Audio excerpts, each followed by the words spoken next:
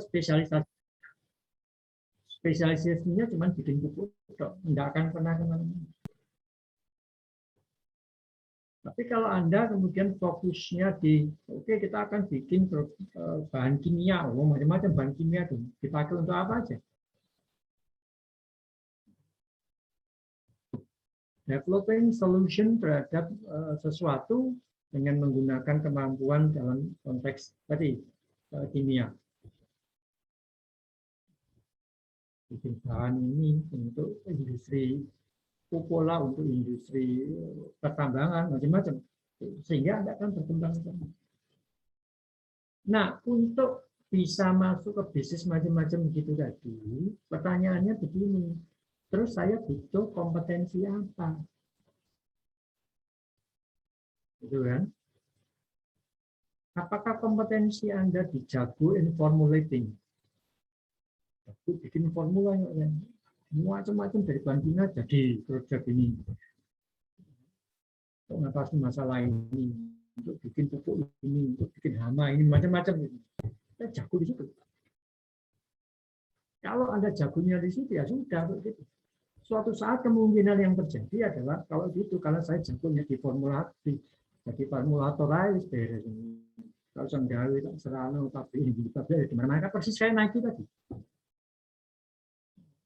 Nggak perlu punya pabrik.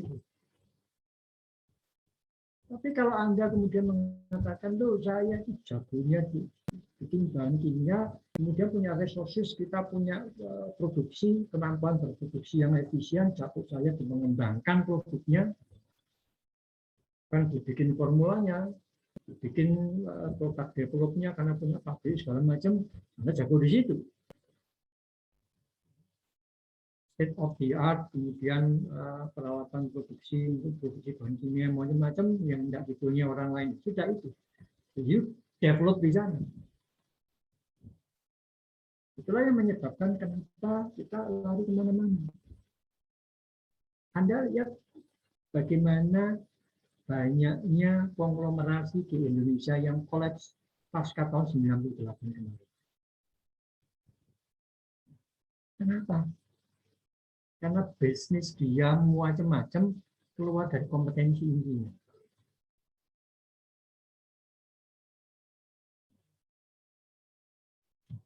Dia bidang apa? Macam industri, misalkan apa yang terjadi dengan Sampurna? Dia bikin rokok, dia bikin bank, dia bikin perumahan, gitu kan ya? Macam-macam mati semua. Kenapa? Karena kompetensi bikin bank yang dia kuasai sama ini beda dengan kompetensi untuk bikin rumah. Kan gitu ya? Ini yang paling sederhana aja. Bikin bank, manajemennya kan dari rokok. Kompetisinya tidak nyambung. Anda pindahin untuk kemudian masuk ke bisnis-bisnis yang lain, tidak nyambung. Nah, dalam konteks itu, misalkan pertanyaan besarnya, Anda punya kemampuan apa? Bahwa Anda jago dibikin pupuk karena bisnis Anda di situ, iya. Tapi apakah Anda lupa saya jago bikin pupuk? Apakah itu menyebabkan Anda punya keunggulan bersaing di sektor perpupukan? Enggak, Pak. Nah, berarti selama ini kalau Anda hidup ini, apakah betul bahwa Anda hidup dengan berbagai macam kemudahan yang diberikan? Hidup dengan proteksi yang ada, gitu kan ya pertanyaannya. Oh, saya diproteksi, Pak. Wah, sehingga punya berbagai macam proteksi pemerintah subsidi. Kalau once Anda tidak tahu apa sumber keunggulan Anda, maka you do business as usual aja.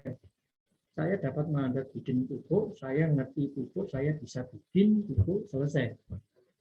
Apakah pupuk saya bisa bersaing dengan orang lain? Jawabannya tidak tahu, Pak. Artinya Anda bolak-balik komplain gitu kan. Wah, pupuk dari Cina masuk, pabrik cilik-cilik regane entek, kita tidak bisa bersaing. Kita nggak tahu sebetulnya kompetensi Anda, bahwa bisnis Anda pupuk ya.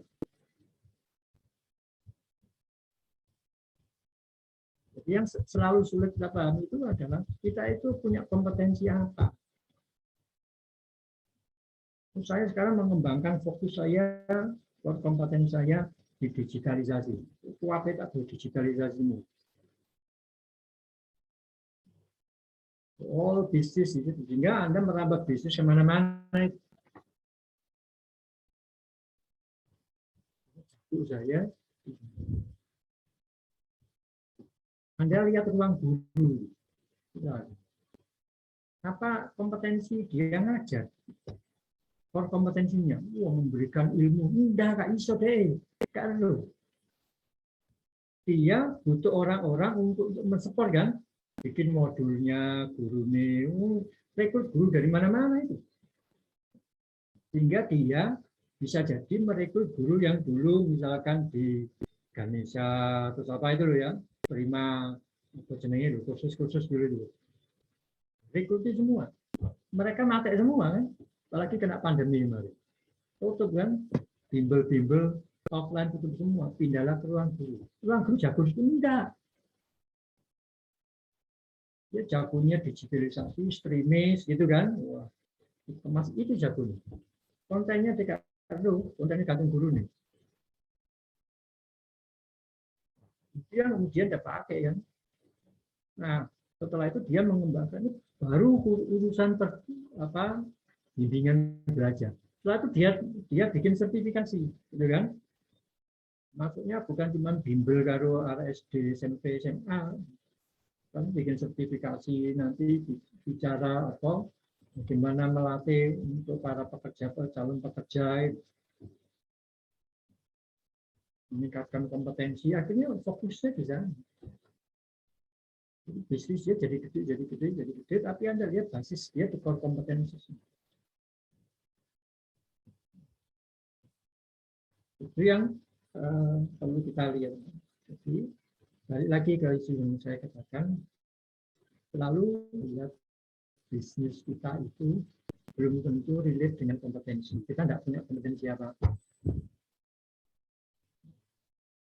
Pabrik yang kita punyai itu belum tentu jadi sumber keunggulan bersaing kita. Bahwa semua barang itu harus ada pabriknya, iya. Tapi pabrik tidak harus saya punyai.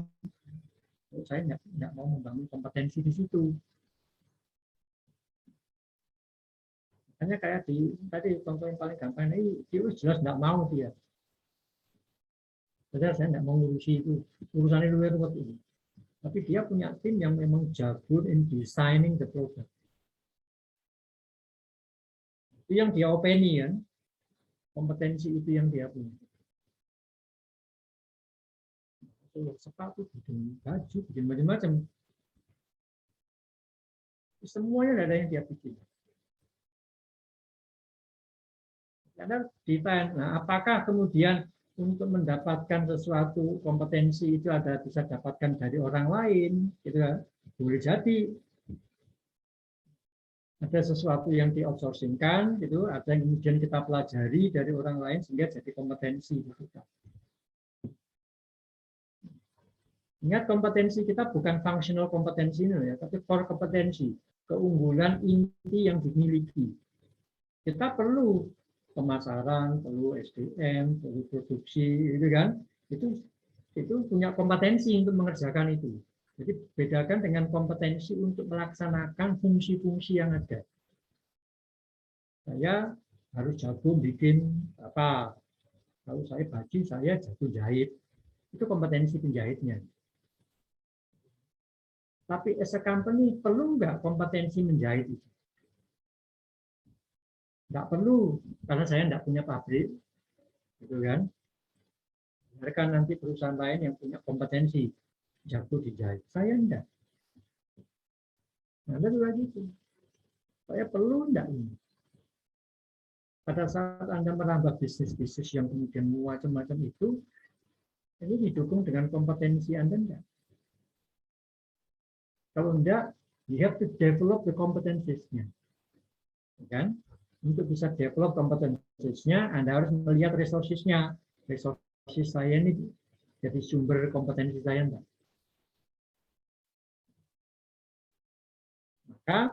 cara termudah, kayaknya gitu kan, banyak yang mudah. Wah, untuk gedein perusahaan segala macam, ayo dituku, ayo akuisisi, gitu kan ya. Karena saya tidak punya kompetensi itu, akuisisi saja belum. Perusahaan ini jadi cukup. Saya kompetensi dia. Daripada saya develop ini gak rampung-rampung, nggak selesai-selesai, belum tentu berhasil, ya sudah. Itu gambaran sederhananya. Jadi kalau kasus Anda, jual itu. Jangan terpaku bahwa saya jagonya nggak itu. Enggak. Bahwa bisnis Anda di sektor perpupuan, ya. Itu jadi core bisnisnya. Kita menyebutnya kan gitu kan. Bisnis inti saya bikin pupuk. Apalagi Anda mau beli saya bikin pupuk yang pakai kimiawi. Anda terkenal di situ. Tidak jago dibikin pupuk organik juga. Tapi bisnis Anda kan ngomongnya di situ. Boleh tidak Anda masuk dari yang kimiawi ke organik? Boleh. Tinggal kompetensi Anda mestinya sama. Mau kimiawi sama organik. Akan sama di situ. Memang proses produksinya beda. Yang satu berbahan kimia, yang satu enggak. Yang harus dikembangkan. Maka selalu lihat, saya jago di apa? Di berbagai macam. Kalau kita pecah dulu ke fungsi kemarin itu ya. Apakah jago di produksi, apakah jago di masa. Saya dari semua itu yang paling kuat saya di mana?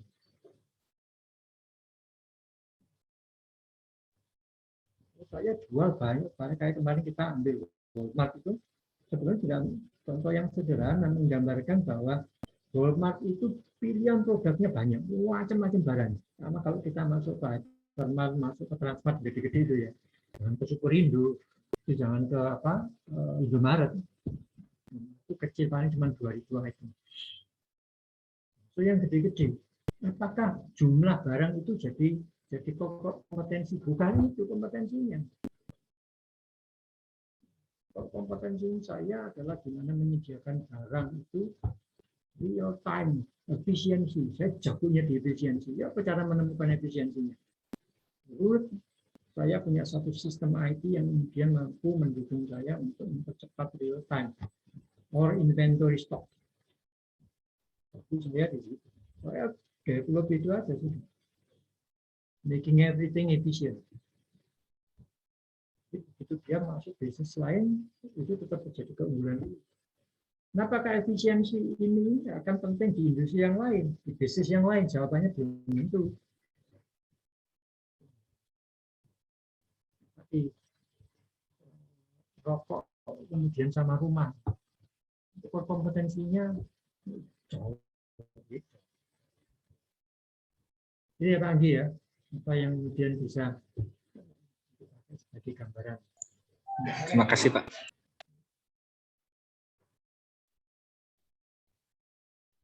Baik, kita masuk ke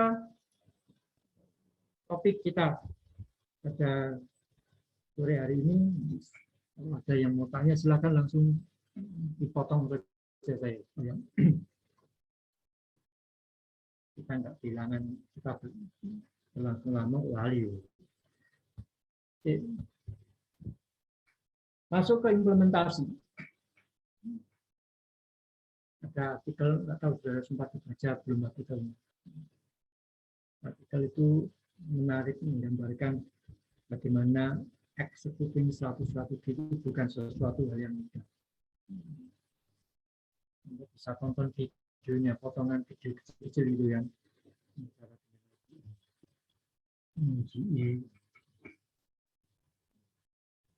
ada satu hal yang perlu kita lihat bahwa kalau kita sudah bisa menyusun strategi, maka strategi yang kita susun itu tidak serta-merta bisa diimplementasikan dengan baik. Tidak ada garansi bahwa implementasinya juga akan. walaupun strategi yang disusun itu baik. Kenapa? Kita lihat, ini dua hal yang berbeda kok. Dia membutuhkan tahapan yang berbeda, isunya juga berbeda.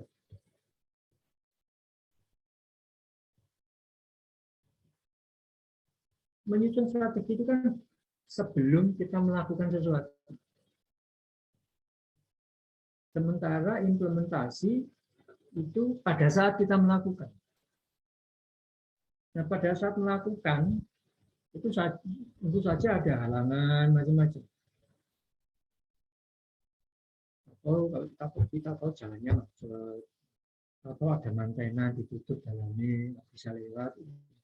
Maka rencana saya lewat jalan itu jalan yang paling cepat.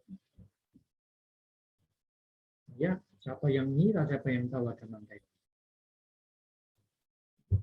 Kan sering kalau di Surabaya itu tutup gitu, nanti jalan kecil-kecil itu buat mantena, pengajian, segala macam. Itu dulu sering itu kan, depannya Wisma Ahmad Yani, untuk haul, tutup.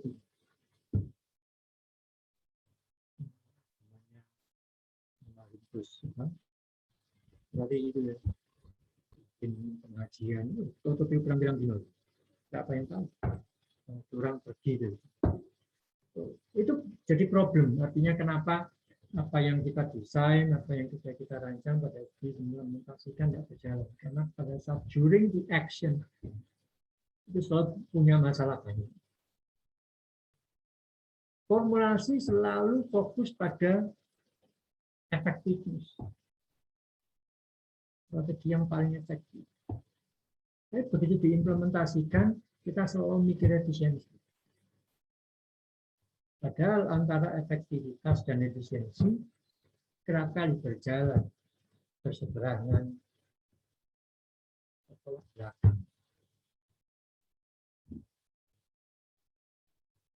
Kalau efisien, kadang-kala bahkan kerap kali nggak efektif. Demikian pula sebaliknya.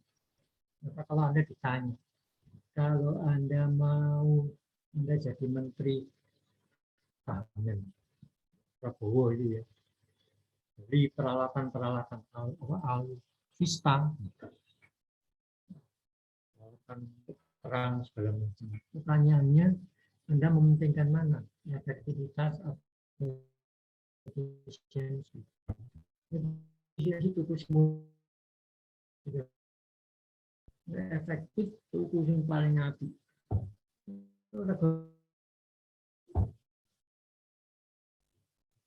Ini sudah dua hal yang berbeda. Karena yang satu efektivitas yang satu keefisiensian, maka dia nggak bisa.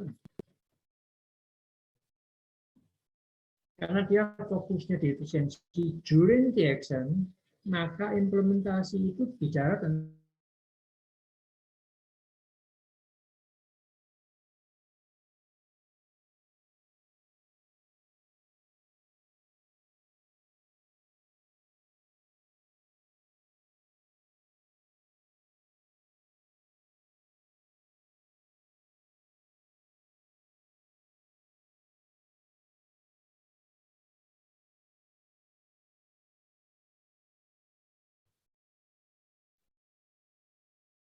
mohon maaf, tahu-tahu putus terbentar.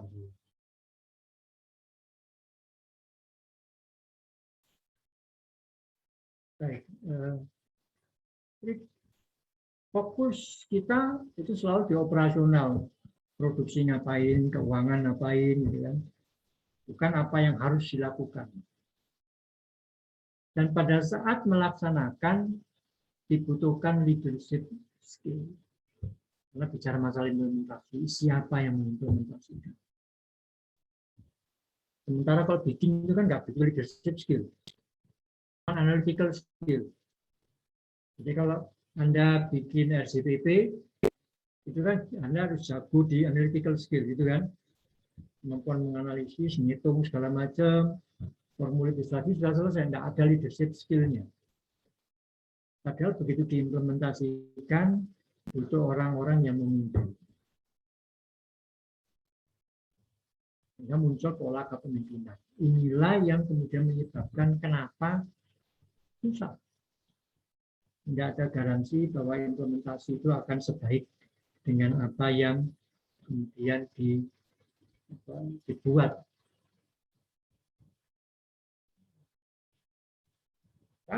Kalau kita ngomong implementasi itu kaitannya dengan siapa, apa, dan bagaimana. Siapa yang kemudian menjalankan ya strategic plan. Kalau apa, bagaimana kita meng-align antara orientation dari perusahaan tadi, company operation tadi, dengan arah yang dituju. Ingat bahwa strategic plan itu bicara masalah arah ke depan. Ke depan saya harus mengembangkan pasar saya. Develop new market. Develop new product. Direction-nya. Nah, untuk bisa melakukan itu, apa yang harus saya lakukan ya dalam konteks operation perusahaan? Saya harus develop produk. What kind of product yang kita develop? Ya. Gimana cara memasarkannya? Itu company operation. Siapa yang kemudian terlibat?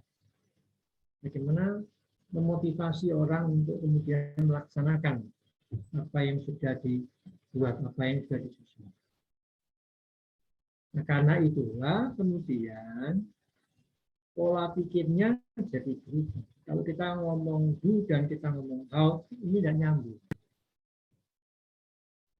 Strategic plan itu atau tadi formulasi selesai tadi ya Anda bikin analisa internal, eksternal, segala macam, kemudian menyusun usulan strategi, semuanya disusun oleh para strategic planner. Maka banyak di perusahaan-perusahaan besar kerap kali muncul divisi bagian perencanaan perusahaan. Corporate plan. Ngurusi kayak begini. Bikin strategi. Tapi pada saat kemudian dilakukan, maka responsibility-nya bukan lagi pada penyusun divisi ini. Di struktur kita punya divisi strategic planner, udah bukan tanggung jawab dia. Tanggung jawab lari kemana? Ya di functional manager-nya kan? Atau di divisinya, keuangan lah, pemasaran, SDM, operation, IT, whatever, legal, selama ini kita turun ke sana semua. Strategi sudah tidak gitu. Sehingga akhirnya muncul perbedaan, perspektifnya beda. Yang menyebabkan kenapa kita menjadi sulit. Organisasi itu kerap kali, begitu kita berhasil, kita mengimplementasikan, suatu saat dia jadi gagal. Banyak permasalahan yang muncul, yang kemudian memberikan kita satu hal penting pembelajaran bahwa keberhasilan itu menyebabkan kita menjadi inersia. Ya business as usual saja, mengabaikan banyak hal. Dulu kita bikin develop skill, develop competencies, bikin organisasi yang bagus, culture-nya ya, fit antara strategi dengan strukturnya, fit strategi dengan culture-nya, itu katanya gitu. Itulah kemudian menyebabkan kita sukses mengimplementasikan. Once kita berhasil, apa yang terjadi? Kalau kita berhasil, maka kita jadi gede kan? Penjualan jadi gede, laba jadi gede, karyawannya jadi banyak, otomatis. Jadilah organisasi itu menjadi lebih gede, strukturnya kerap kali jadi makin banyak, makin gemuk, strukturnya makin bengkak. Karyawannya makin tua, walaupun kita rekrut. Kita berharap berpandangan bahwa business as usual, nggak melihat yang lain. Kita muncul konsep inersia. Inersia berarti saya pakai kacamata kuda, lihat kiri kanan bahwa semuanya berubah. Itu akan berhasil inersia ini if we work in a stable environment. Kasarnya tetap aja marketnya kayak begitu, nggak banyak perubahan, konsumennya ya begitu-begitu aja, gitu kan. Pesaingnya juga nggak banyak berubah.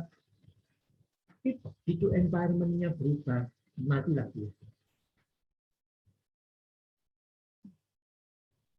Kenapa? Handphone itu yang paling gampang.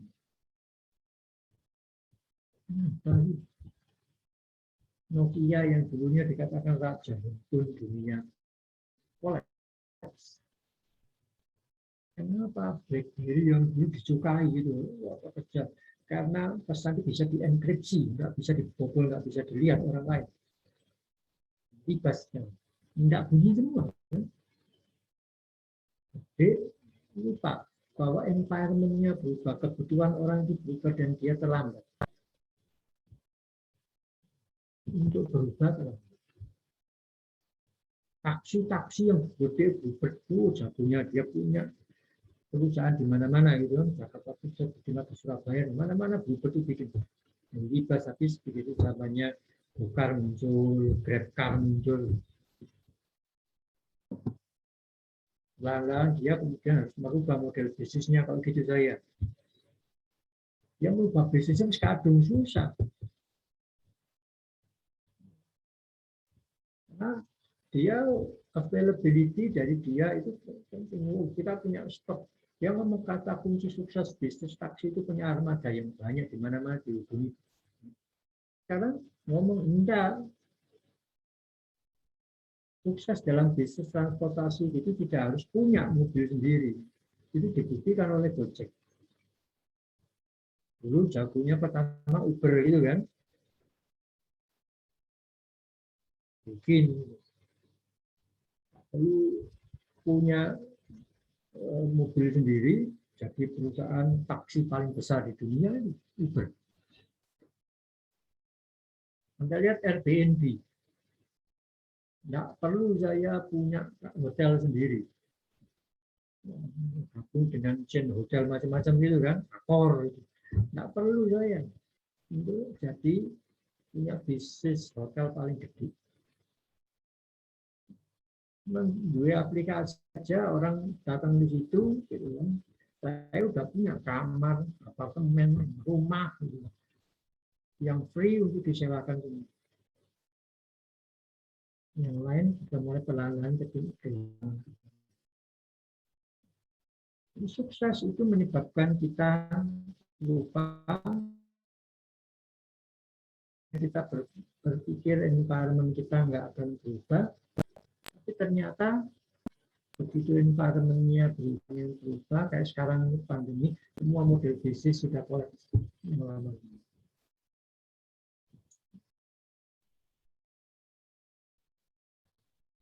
Itulah yang menyebabkan kenapa sih suatu saat kita berhasil, kemudian skala yang lain kita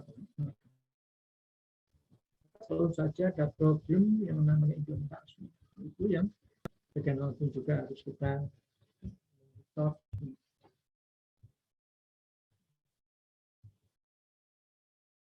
Kenapa kemudian kita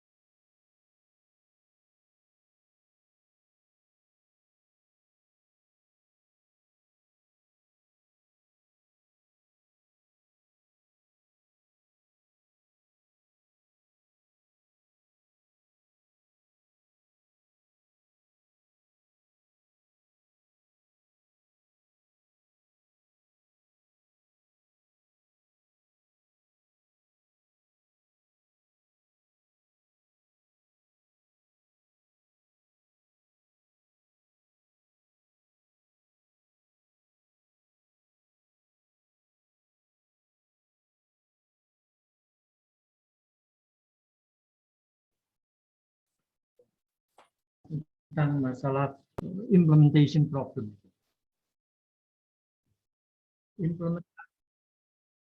Implementasi itu jauh lebih lama dibandingkan dengan bikin.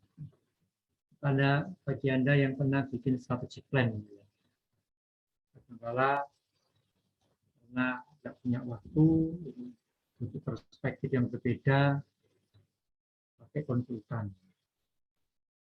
Anda mati, durasinya nggak akan lebih dari 3 bulan. Bikin strategic plan yang umurnya covering 5 tahun ke depan. Cuma 3 bulan, padahal implementasinya 5 tahun. Dan selama 5 tahun pasti akan ada major problem yang kerap kali tidak kita antisipasi.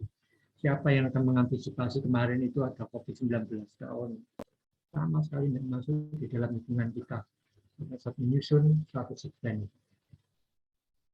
Jadi mereka yang menyusun di 2019 atau di 2020 tidak memperkirakan aspek itu.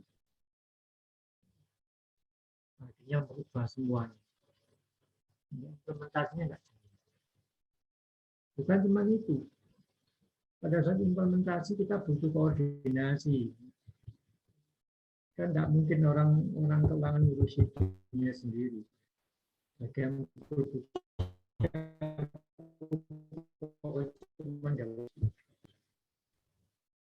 problem koordinasi ini kenapa muncul? Kalau struktur organisasi yang gemuk, itu ya, layernya banyak, wah itu problem koordinasi kerap kali muncul. Kemudian muncul aktivitas macam-macam, harus apa sama dengan kita Anda ikut kelas kita ini. Kalau disuruh apa, waktunya masuk, ternyata masih ngerjakan apa, itu ini apa yang dipahami tidak separuh-separuh. Kita punya banyak pekerjaan pada tahap implementasi. Kerap kali juga. Yang lain lagi yang kerap kali muncul adalah HCR-nya, Human Capital Readiness-nya. Kita tidak punya orang yang cukup punya kapabilitas untuk menjalankan itu. Oh, ini butuh kemampuan A, B, C, D, tapi kita tidak punya untuk melaksanakan kemampuan. Human Capital Readiness. Kita menyebut sebagai kapabilitas yang tidak cukup. Kenapa kapabilitasnya ada? Kerap kali karena mereka tidak disiapkan. Ada pelatihan, kalau ada pelatihannya kurang. Problem yang lain lagi, kerap kali leadership. Apa ini jelas, atas namuan, tanggal lagi gitu ya. Problem lain lagi, bagaimana kita memonitor aktivitas kita.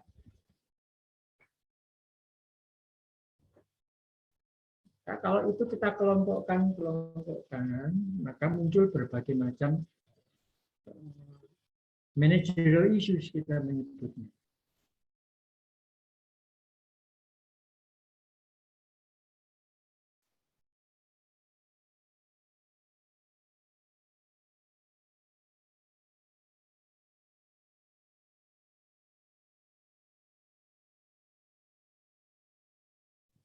Kebijakannya beda, resources yang dipunyai, struktur organisasinya cocok apa enggak, dan seterusnya. Reward insentif yang diberikan, ternyata pekerjaannya banyak, rewardnya enggak cukup baik. Orang males mengerjakan. Itu yang kita bisa lihat.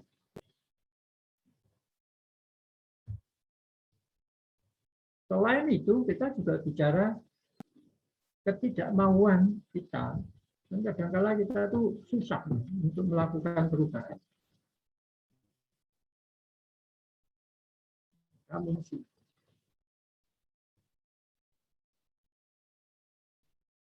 Resistant to change. Sama dengan kita aja. Dulu kita itu apa-apa ketemu langsung. sekolah tatap muka langsung. Sekarang disuruh online uang ya Pak. Dulu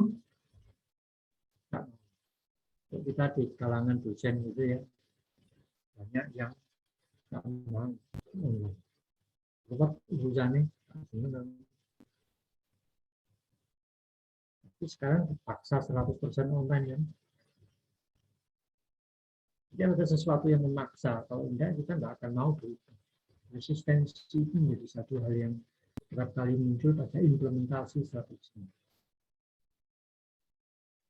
Kita, Anda tahun depan targetnya naik 3 kali lipat. Wah, nanti kan ngomel gitu. Ini akan merubah semuanya. Strategi gitu kan. Cara kita berinteraksi beda, selalu muncul. Nah, didukung oleh lingkungan kita, didukung oleh budaya yang sportif. Kita harus kerja sama-sama. Kita punya orang enggak yang kemudian bisa melaksanakan itu? Itu problem-problem yang kemudian. Nah, dalam konteks strategi, pada saat kita ngomong implementasi nanti, maka pada saat implementasi, tentu ada yang namanya program, ada yang butuh duit, jadi kan kita mesti butuh program untuk melaksanakan strategi. Jadi kalau misalkan contohnya market development, programnya untuk develop market itu apa aja ya? Itu unit program. Kita butuh budget untuk melaksanakan program-program itu. Dan at the end, kita butuh prosedur untuk melaksanakan. Itu yang harus kita punya. Program itu kan collection dari segala yang kecil individual action yang harus dilaksanakan oleh perusahaan. Program pemasarannya, kita berarti harus buka, kalau kita produk market development, berarti kita harus menjajaki masuk ke pasar luar negeri. Saya harus banyak beriklan, itu kan programnya yang harus dilakukan. Tujuannya supaya strategi itu action oriented, bukan cuma ngomong product development atau market, strategi market development itu tidak action oriented. Supaya action oriented harus dikatakan untuk menjalankan ini saya butuh program apa? Saya harus defend market share-nya. Oke, kalau saya defend market share saya supaya nggak digerus oleh pesaing saya, maka saya harus punya program apa ya? Saya harus menjaga loyalitas pelanggan. Caranya gimana ya? Loyalitas pelanggan itu bisa kita capai kalau kita bikin program loyalty program. Kasih bonus lah, kasih voucher lah, kasih macam-macam lah. Itu namanya program. Nah, program itu akan diikuti dengan kita akan bersaing. Timing dari program-program itu.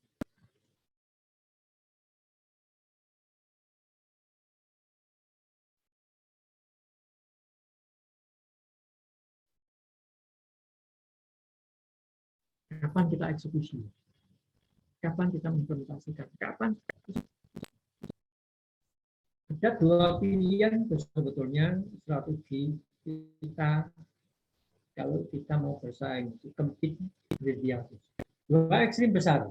Ekstrim satu kita sebut sebagai first movers, ekstrim yang lain lagi sebagai late movers. Late movers itu berarti kita paling belakang. First mover itu kita jadi yang paling awal untuk bikin sesuatu. First mover ini kerap kali yang paling diingat. Tapi kalau dia gagal kemudian mempertahankan posisi dia yang di pasar, biasanya dia tidak bisa regain position lagi. Anda lihat IBM, IBM itu jagonya PC. Terus produser in PC market terkenal di era itu, orang tahu apa kalau komputer. Tapi dia kemudian tidak mampu mempertahankan posisinya, tidak terus tidak berinovasi, kelibas habis. Kelibas sama yang namanya Apple. Ini makanya Anda nggak dengar sekarang. Ada nggak PC IBM juga saking habisnya akuisisi dibeli unit basis itu oleh Lenovo, kasih nama Lenovo, dikembangkan oleh Lenovo. Bila dia gede. Aqua itu first producer. Orang tahu apa. Dan kerap kali mereka yang first mover ini yang lebih diminat. Coba kalau saya tanya siapa produsen air kemasan yang nomor 3 di Indonesia, nanti kan nggak tahu. Ini siji. Dan kita nggak tahu, kita pasti tahu yang pertama. Kita tahu bahwa produsen itu namanya teh botol nomor 1 itu ya sosro, yang pertama kali bikin ya. Bukan market share-nya paling kecil. Tapi yang pertama kali itu yang paling tinggi. Yang nomor 2 siapa? Embu. To being first mover akan selalu punya keunggulan.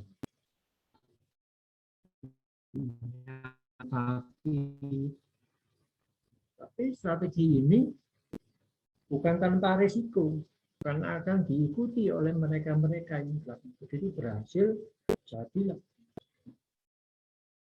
Coba Anda lihat Gatorade, tahu Gatorade ya, minuman ion. Dia yang pertama kali masuk. Sebelumnya sudah pernah ada, tapi gagal keluar. Gatorade keluar. Nah, tapi karena dia tidak berhasil masuk, nggak bisa masuk ke pasar Indonesia, nggak bisa membentuk konsumennya, iya. Kemudian digantikan oleh minuman yang menggantikan ion tubuh, Pocari. Pocari itu butuh waktu yang sangat lama untuk kemudian berhasil di Indonesia. Itu dia berhasil, yang lain itu. Maka banyak minuman elektrolit kayak begitu sekarang di pasar. Tapi orang mengingat bahwa Pocari lah yang pertama. Nah, lead movers ini enak, dia bisa imitate teknologi. Teknologinya jadi standar, tidak berkembang, masuk dia. Cari pasar yang tidak diikuti oleh first mover tadi. Itu berhasil. Enaknya jadi lead movers, belajar dari kesalahan-kesalahan yang diambil oleh first mover. Itu urusannya hanya masuknya kapan. Bukan cuma masuknya kapan. Pertanyaan berikutnya adalah di mana saya kemudian akan berkompetisi. Mana saya akan memasukkan program. Saya mau masukkan dalam market development, di mana ya saya masuk? Apakah strategi saya itu akan ofensif atau defensif ya? Ofensif itu kalau kita kemudian masuknya ke pasar baru, dikuasai oleh pesaing baru ya saya harus ofensif untuk memenangkan persaingan. Kalau enggak ya nggak bisa masuk. Kayak petinju itu loh. Supaya saya bisa menang lawan juara bertahannya ya saya harus mukuli dia. Kalau saya diem aja bertahan terus ya nggak bakalan menang saya.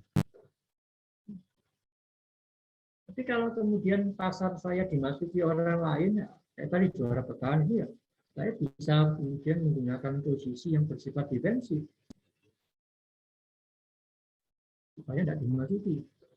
Makanya biasanya gimana caranya kita, katakanlah Petro ini Apakah akan menggunakan defensif strategi pada saat saya dihadapkan pada kondisi, yuk saya bikin satu produk, ternyata yang lain belum juga masuk, kunci nomor 2, brand, itu mau nggak mau berarti saya harus bertahan. Saya mau nyerang pakai apa?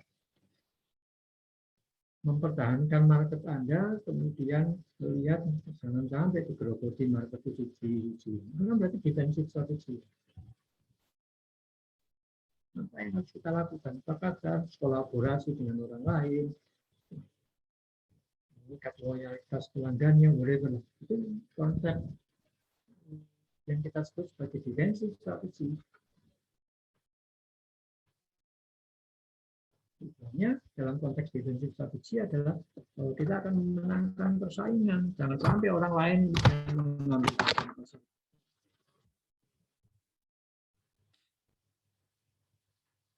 Konsep apa yang kita sebut sebagai defensif.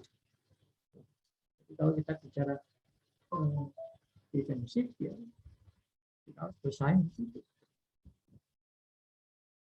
Oke. Kemudian kaitannya pada saat kita bicara masalah di mana tempatnya, maka yang kita lakukan adalah bagaimana kita melakukan sinergi antar semua bagian yang terlibat di dalam proses implementasi.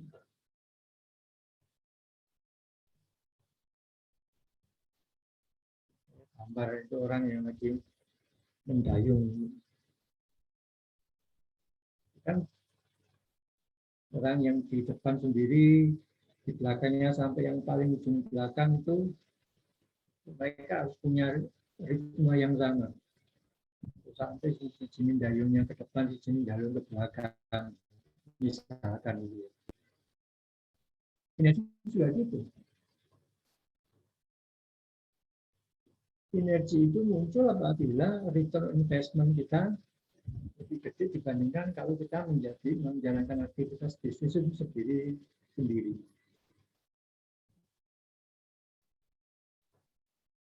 Maka pada saat kita bicara konsep bisnisnya, kita harus ngomong apa? Oh, bahwa masing-masing divisi itu harus kemudian bisa share know-how. Makanya kalau saya nggak punya kemampuan, berarti pinjam orang lain aja. Share know-how. Muncul konsep share tangible resources.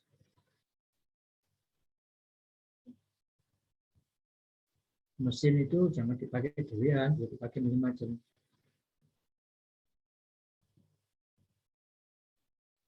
Pertanyaan besar lagi dalam konteks sinergi soal dihadapkan, apakah kita itu mementingkan skill of economist atau scope of economist. Kalau kita ngomong skala ekonomis, itu kita ngomong gedenya perusahaan. Gedenya kapasitas. Kenapa skala ekonomis itu dianggap penting? Ya, makin gede perusahaan, jumlah produksi yang dibikin makin gede, asumsinya production cost-nya makin rendah, makin efisien. Tapi kalau kecil, nggak efisien. Jadi kita akan berusaha mencapai berapa skala ekonomis. Oh, saya memproduksi harus 1 juta. Kalau nggak 1 juta, nggak efisien cost itu.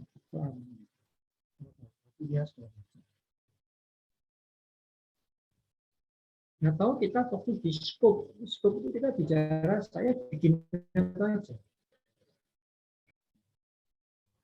Kecil-kecil, tapi scope bisnis saya gede. Artinya barang yang dibikin banyak. Jadi level itu fokusnya di scope, bukan di skill. Jadi bikinnya mau macam-macam barang. Tapi dia bisa share tangible resources-nya.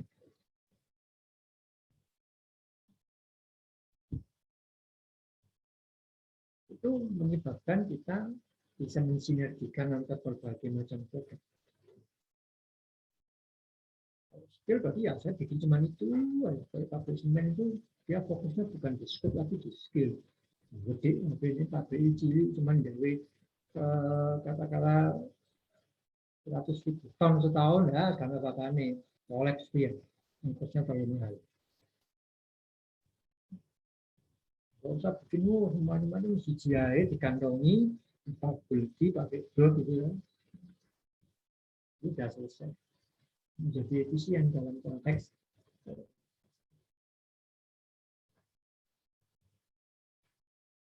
ya. Berikutnya, supaya bisa diimplementasikan dan kerap kali kita dihadapkan pada isu problem kita, kenapa nggak bisa berjalan ya? Jawabannya kerap kali bicara masalah struktur organisasi. Saya butuh struktur organisasi yang seperti apa ya? Ada matriks, ada fungsional gitu kan, macam-macam. Kita nggak akan bahas berbagai macam struktur organisasi. Struktur ini penting karena berkait dengan siapa melaksanakan pekerjaan apa, dia punya koordinasi dengan siapa, dia punya tanggung jawab apa. Tanpa itu maka tidak akan muncul.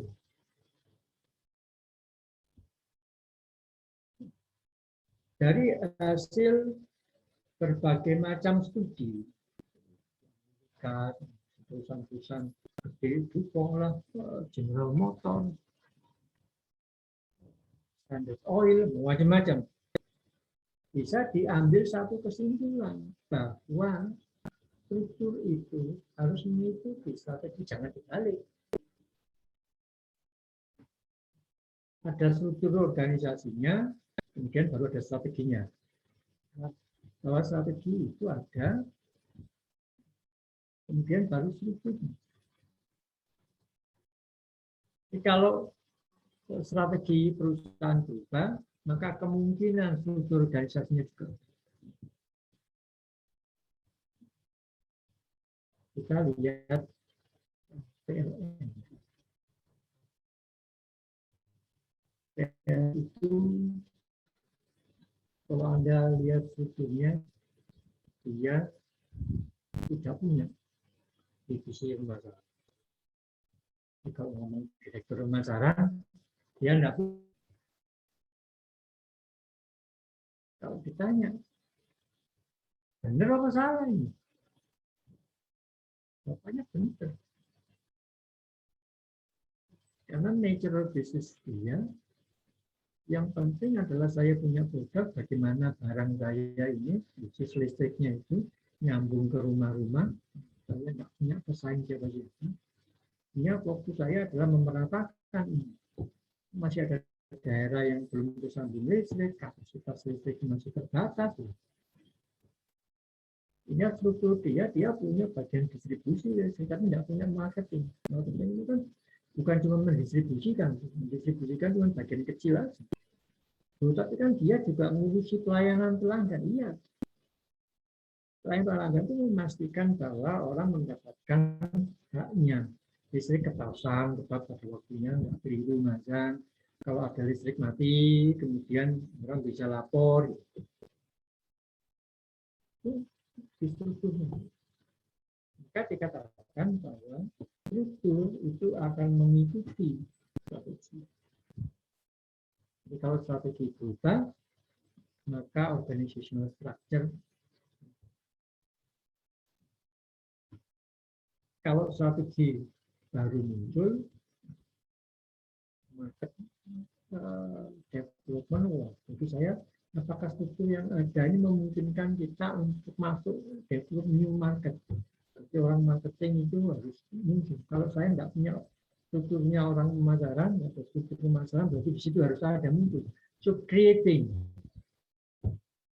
new structure. Creating new structures menyebabkan problem administrasi.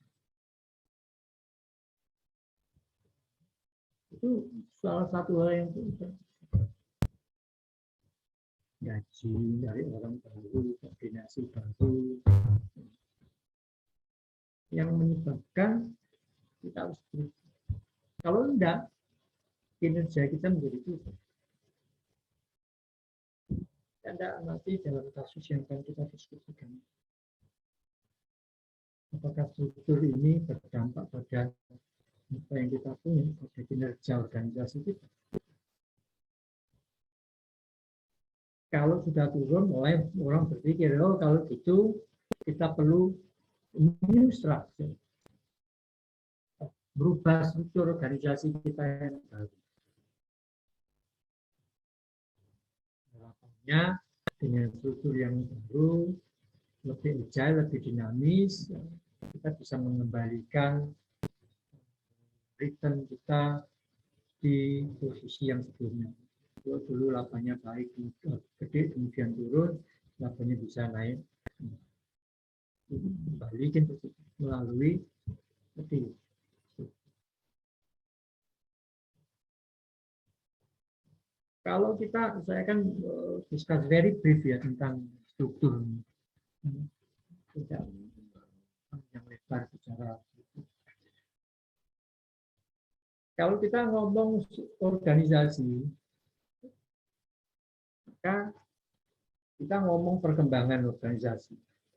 Organisasi itu kalau misalkan begini, saya punya bisnis. Saya bikin makanan.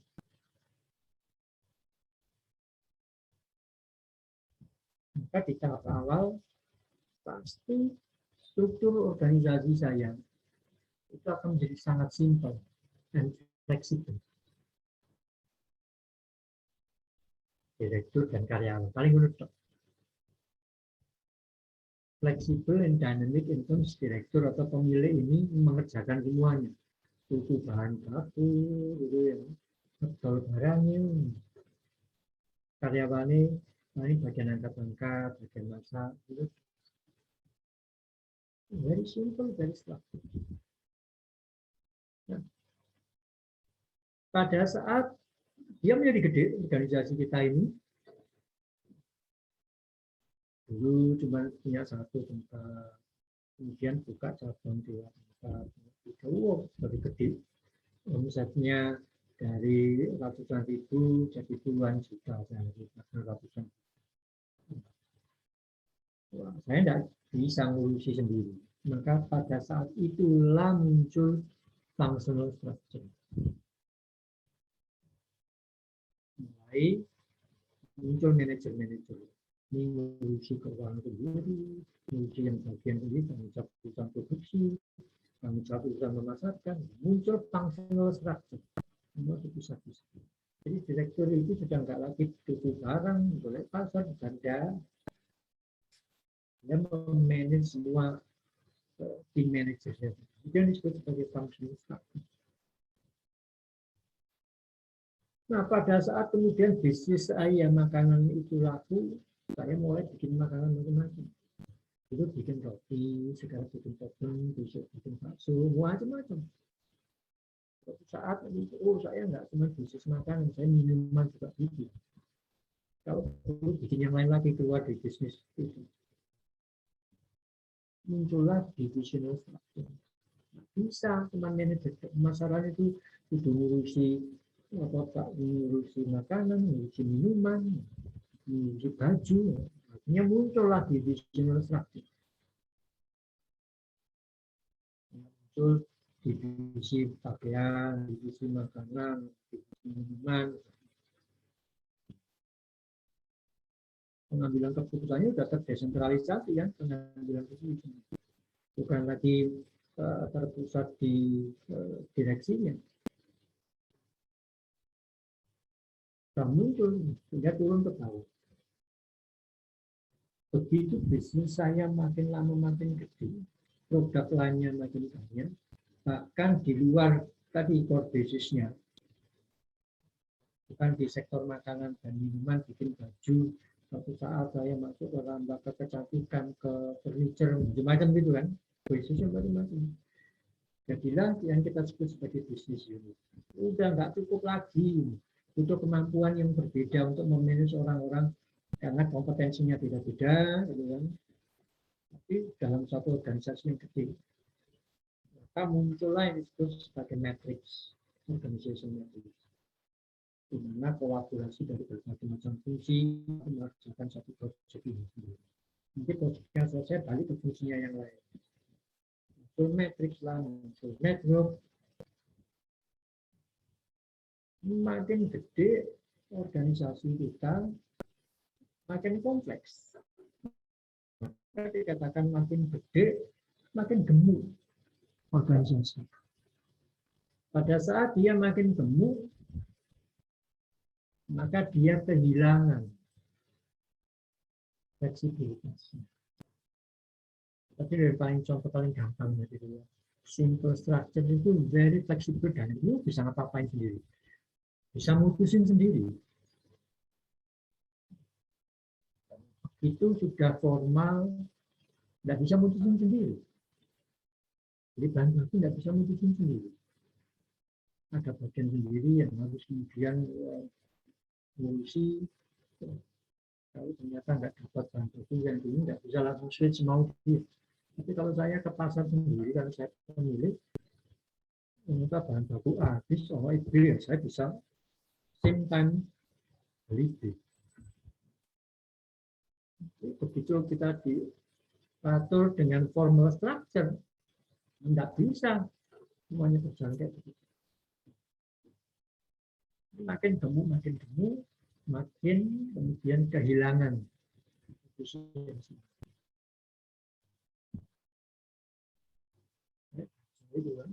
Makin gemuk, makin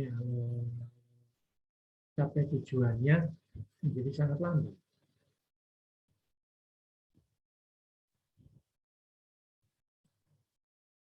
Itu yang kemudian jadi problem kita. Tapi tadi saya katakan, ini akan bergantung pada organisasi dan strateginya. Ini kan mengikuti aja. Maka kalau kita lihat pola antara strategi dengan struktur, begitu performance decline, kita butuh strategi baru, performanya improve, kita bikin strategi baru lagi. Strategi baru muncul lagi problem. Makin gede, kita tidak bisa ngelola sendiri. Muncul organisasi baru. Kita bingung tadi. Begitu tokonya mulai banyak, kita tidak bisa berjalan sendiri. Toko dewe, Kak Isau, karena sudah banyak tokonya harus nyuruh orang lain. Nah, kita kesulitan. Artinya kualitasnya turun, gitu kan? Punya kadang-kadang dapat enggak, kualitasnya beda-beda. Makin oke yang gede. Dia perlu struktur, pada saat itu muncul desentralisasi pengambilan keputusan. Struktur baru muncul. Kita menyelesaikan masalah uang, kemudian strategi baru, lain mau akuisisi lain lagi, muncul lagi problem lagi. Struktur muncul. Terus menerus hal-hal yang kerap kali terjadi di kita, bagaimana menyesuaikan diri kita dengan permasalahan-permasalahan.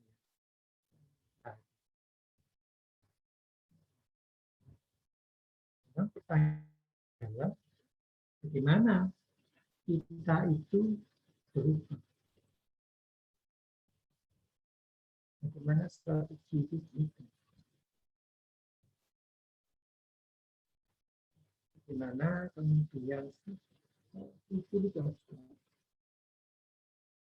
Kenapa sih kita itu tidak mau berubah? Nanti itu pertanyaannya.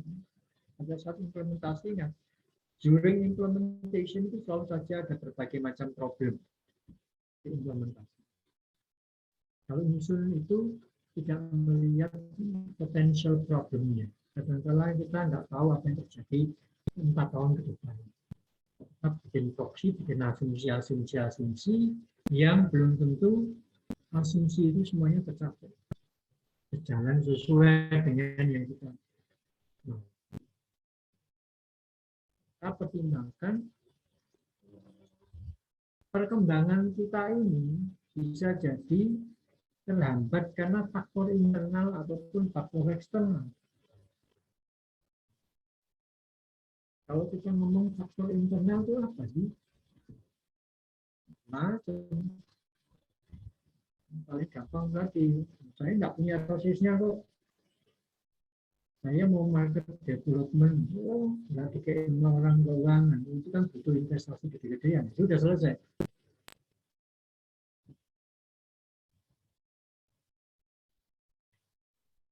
Even saya punya struktur yang bagus, gitu ya, functional lah, yang paling standar. SDM di atas itu ada direksi. Karena perusahaan belum besar, direksinya CGI wis, karena direktur keuangan masalah CGI. Dia melaksanakan semua aktivitas. Pertanyaannya dia mau kemudian delegate enggak di sisi urusan keuangan ya biar orang keuangan gitu kan, delegasi kewenangan. Kalau itu tidak dilakukan, ya tidak akan jalan. Nah, kalian itu, pokoknya aku ingin yang ngurusi sendiri.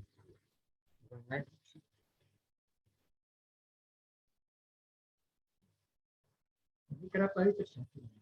Kita punya top manajemen yang tidak mau mendelegasikan kewenangan. Jadi everything selalu konsepnya top down, dari atas turun ke bawah, dari atas turun ke bawah, selalu begitu terus.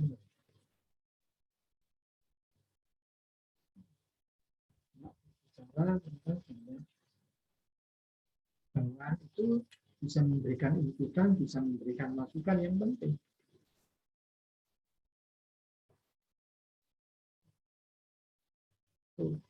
Revisi dari top manajemen untuk mendelegasikan kewenangan ini mesti Pak itu sesuatu hal yang iya, tapi dalam implementasinya punya pula manajemen atas utama top manajemen yang nggak mau mendelegasikan. Balik ke konsep kepemimpinan. Itu aspek internal. Kenapa kemudian kita nggak bisa berubah? Itu nggak berubah, strategi juga nggak berubah. Ya, yang terjadi ya tidak.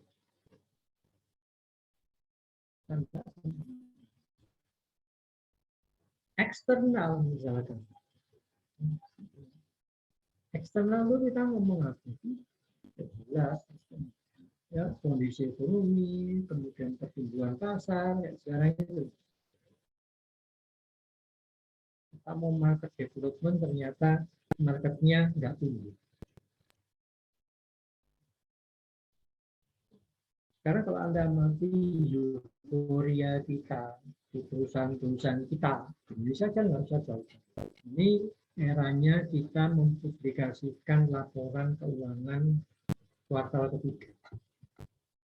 Karena laporan keuangan itu dibagi menjadi 4 kuartal itu ya. April, Juni, September, Desember. Itu wajib bagi perusahaan-perusahaan yang berpabrik untuk mempublikasikan laporan-laporannya per kuartal. Kalau ukur keberhasilannya adalah kalau saya tumbuh dibandingkan dengan kuartal sebelumnya. Jadi kalau kuartal 3, dia tumbuh nggak dibandingkan dengan kuartal yang kedua. Wah, tumbuh bagus. Tapi juga dibandingkan dengan tahun yang lalu. Kuartal 3 2020 dengan kuartal 3 2021. Itu kan bandingannya. Sebagian besar itu naik semua kuartal 3. Kenapa naik kalau dibandingkan dengan sebelumnya? Tahun sebelumnya. Nah, tahun sebelumnya pandemi. Maka kalau Anda lihat laporan keuangan itu ada yang naik dari 50%, ada yang 100%, hebat-hebat bisa ini. Nah, bandingnya tahun lalu, yang tahun lalu itu drop. Tahun lalu itu loh, kalau dibanding Q3 2020 dibandingkan Q3 2019, bisa jadi dropnya 50%. Jadi kalau sekarang tumbuh 50%, Pak, gitu kan gambarannya orang ngomong.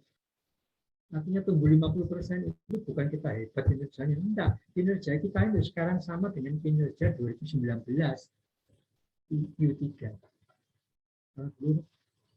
Dari Q3 2019 ke 20 drop 50%, sekarang naik lagi 50%. Balik tidak sama dengan 2 tahun yang lalu, sehingga nggak kemana-mana.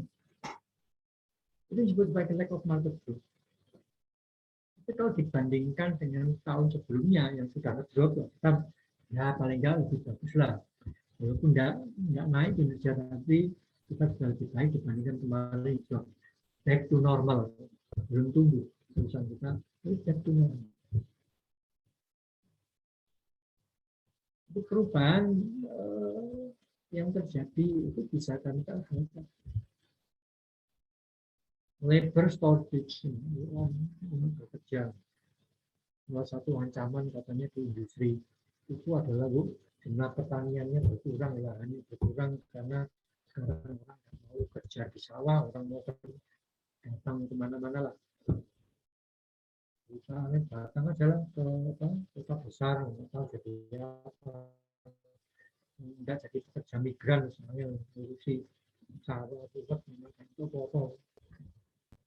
itu jadi salah satu ancaman katanya. Luas lahannya berkurang. Tapi luas lahan berkurang karena tidak darat, tidak dikembang, diambil oleh perubahan segala macam, jalan tol segala macam. Bisa jadi itu kemudian memunculkan inovasi baru. Dan kita harus berubah. Itulah kenapa kemudian kita mengatakan kita harus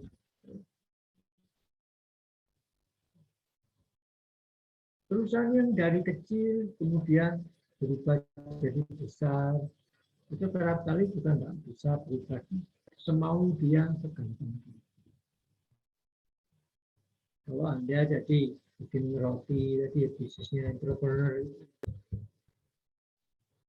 cenderung kemudian berhasil pada saat kita bisnisnya kecil. Pada saat bisnisnya jadi gede, timbul masalah itu. Anda harus mengelola departemen macam-macam, hubungan dengan orang luar, punya prioritas, menentukan, akibatnya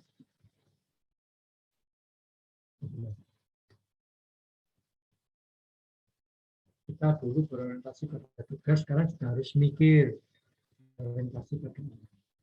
Orientasi pada tugas kan kerjakan tugasnya.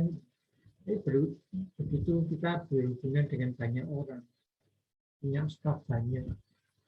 Sebagai pemimpin, pertanyaannya orientasi pada tugas atau orientasi pada orang, atau mix tugas dan orang. Itu akan mempengaruhi type of leadership. Kalau pada tugas nggak peduli orang kayak apa, pokoknya kerjakan ini besok selesai. Itu ya waktu caranya lo gitu ya. Pokoknya besok selesai. Itu orientasi tugas.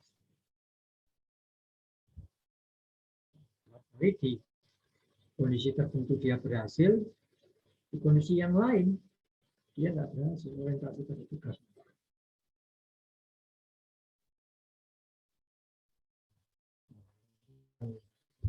Oh, ya sudahlah, besok ditunda aja pekerjaan.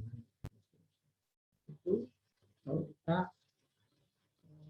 bicara hal yang terkait dengan diri kita, once dia berangkat dari kecil menjadi besar.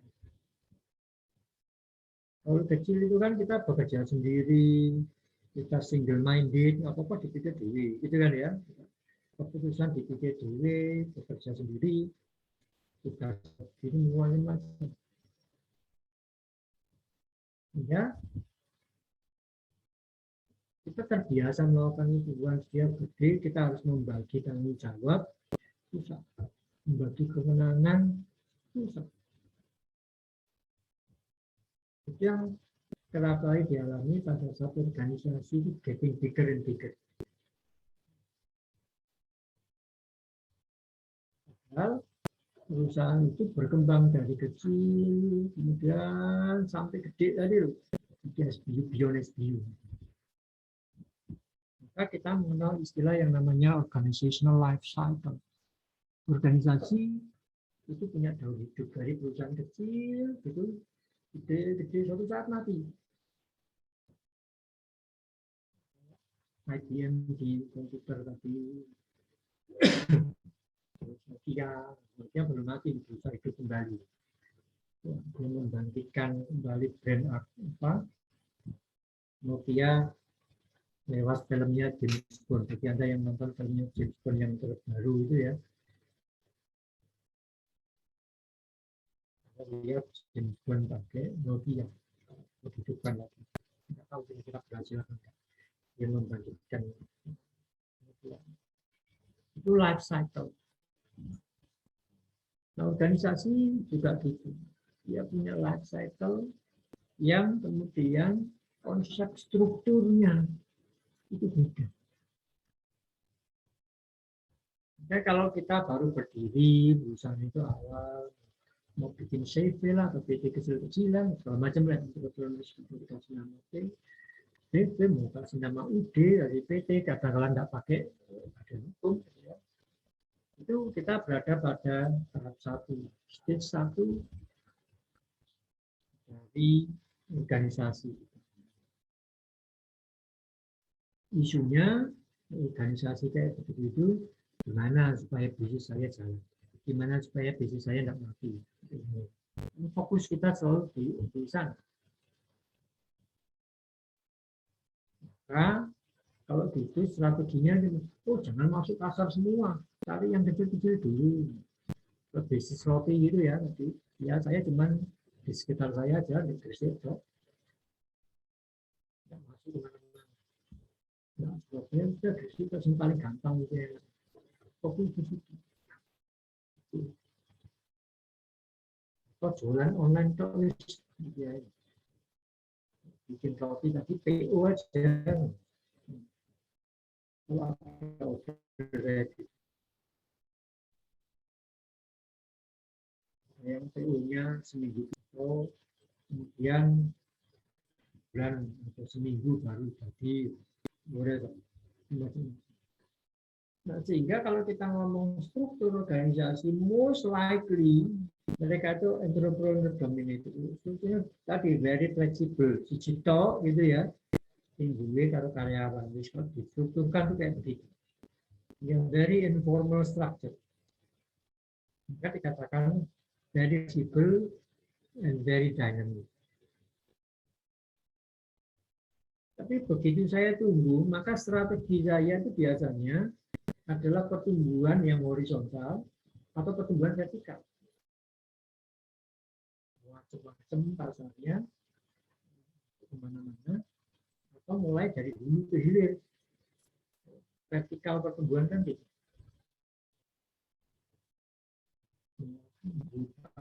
Artinya menyelesaikan produksi yang bikin, menyelesaikannya bikin terus, macam-macam very vertikal. Merambah bisnis macam-macam, mulai gitu. Di situlah kemudian muncul functional. Saking gedenya masuk macam-macam, jadi konglomerasi. Ya. Kalau sudah jadi konglomerasi gede gitu ya, maka bisnis saya sebetulnya sudah mature. Makanya saya kemudian ngambil macam-macam. Bikin rokok lah, bikin hotel lah, bikin tadi apa perumahan, bikin bank, apa itu baik. Sehingga konglomerasi kita jadi konglomerat gede, diversification dan bikin bisnis macam-macam. Itu konsep bisnisnya sudah mulai bagaimana struktur saya terdesentralisasi into profit center or investment center.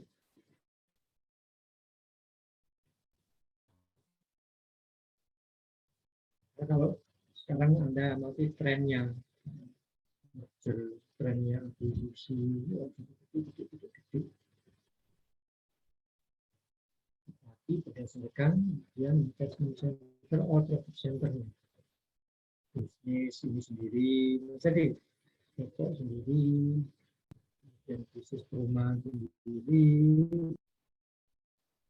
Kalau developer masih belum masuk ke sana.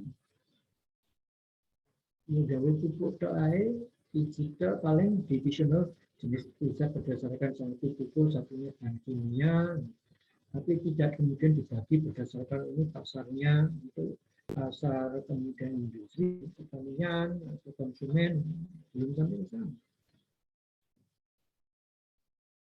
yang muncullah masing function. Di sini kita desentralisasi.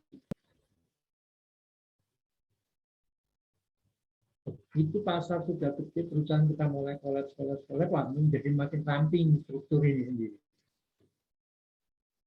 Kita mulai keprasi gitu kan. Strukturnya tidak penting, diambil, bicara efisiensi. Maka profit strategi itu followed by retrenchment.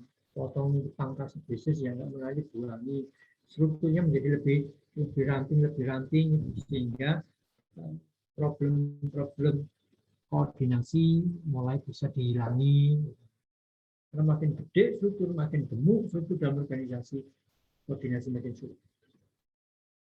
Maka istilah kita sebut di situ structural surgery. Operasi struktur yang betul ramping dan dipangkas jadi empat, pangkas jadi telur, mungkin more efisien.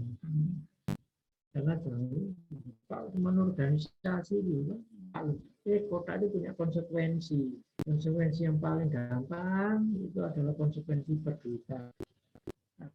Dan itu adalah budget, membuat budget untuk divisi atau kota itu. Direktur keuangan juga digaji, kasih fasilitas segala macam. Kalau keuangan digaji sama SDM lah, bayarnya cuma siji, kan gitu tuh. Contoh yang paling sederhana bagaimana konsep ini berkembang. Once kita mendesentralisasi jadi kompleks, punya bisnis yang macam-macam itu, maka kerap kali muncul bagaimana isunya menggabungkan antara fungsi, gitu ya, keuangan SDM pemasaran dengan produk. Kan ada yang kemudian tahapan kita masuk ke produk tadi ya. Itu. Oh, jadi divisi hati sendiri, makanan sendiri, minuman sendiri, divisi-divisi. Pada saat dia berkembang itu mulailah muncul yang namanya struktur organisasi matriks. Dan ini sudah mulai banyak pula dikembangkan. Walaupun kalau kita ngomong, banyak pula di kita masih menggunakan konsep struktur yang lama. Apa sih yang membedakan antara struktur matriks ini dengan fungsional dan produk? Tadi kita punya direksi, top management, kemudian kita punya fungsi pemasaran, fungsi penjualan, fungsi SDM misalkan gitu ya. Kemudian kita punya produk A, produk B, produk C, produk D, yang kerap kali di dalamnya kita sebut sebagai project manager atau manager A, manager B. Ini kerap kali pula dilakukan di industri rokok. Jadi rokok itu organized along the matrix structure. Di Samsu ada yang megang sendiri, gitu ya. Terus dia ngurusi apa? Ini kita sebut sebagai brand manager atau product manager. Di bawah dia itu ada bagian produksi, ada bagian penjualan, bagian keuangan, bagian SDM yang support untuk kemudian produk yang namanya di Samsu. Nanti Marlboro di bawah Pak Sampurna kan, sama dengan si Samsu, dia punya divisi sendiri. Divisi ini di bawahnya ada ya berkoordinasi dengan bagian manufaktur yang memproduksi memproduksi Marlboro, bagian penjualannya sendiri, bagian keuangan sendiri. Itu yang disebut sebagai matrix structure. Bagian manufaktur itu tetap kemudian punya komandan manufacturing, sales punya sales director sendiri. Ada sales director apa namanya? Di Samsu, sales directornya Marlboro ada satu. Itu produk manajernya ada produk manajer Marlboro, produk manajer di Samsu. Itu yang disebut sebagai struktur matriks. Gimana supaya struktur ini berjalan? Kenapa sih struktur ini jalan? Ya kerap kali dilakukan pada saat kita punya keterbatasan dalam hal resources. Maka struktur begini ini muncul pada organisasi-organisasi gede, organisasi yang punya SBU tadi, macam-macam bentuk bisnisnya itu. Produknya banyak. Ya muncul karena proyeknya banyak, produknya banyak, resourcesnya terbatas, jumlah orangnya terbatas, tidak bisa rekrut terus-menerus. Ya produk di masaran itu untuk Marlboro kasih orang sendiri, kasih Marlboro sendiri, bisa sendiri tidak bisa. Maka Tuhan siap kerja dengan Marlboro selesai, dia kerja dengan Samsung, ya. Muncul kemudian proses di mana informasi itu bisa kita lakukan. Informasi dan decision making itu bisa berjalan dengan baik. Baru kita bisa menggunakan struktur ini. Kenapa? Karena tetap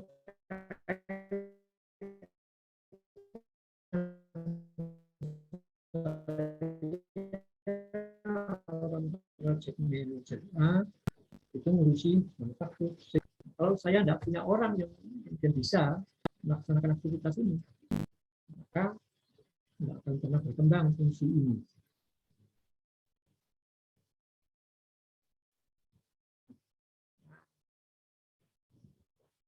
Dengan berubahnya di dunia kita ini sekarang, fokus kita pada teknologi, mulai revolusi industri, Anda lihat kita mulai banyak work from home, banyak organisasi yang belum 100% work from home, bahkan beberapa waktu yang lalu pada saat COVID pertama kali muncul, itu bisa dikatakan hampir 100% work from home. Kemudian bersih 75%, dari rumah cuma 25% yang kantor, sekarang 50% terus.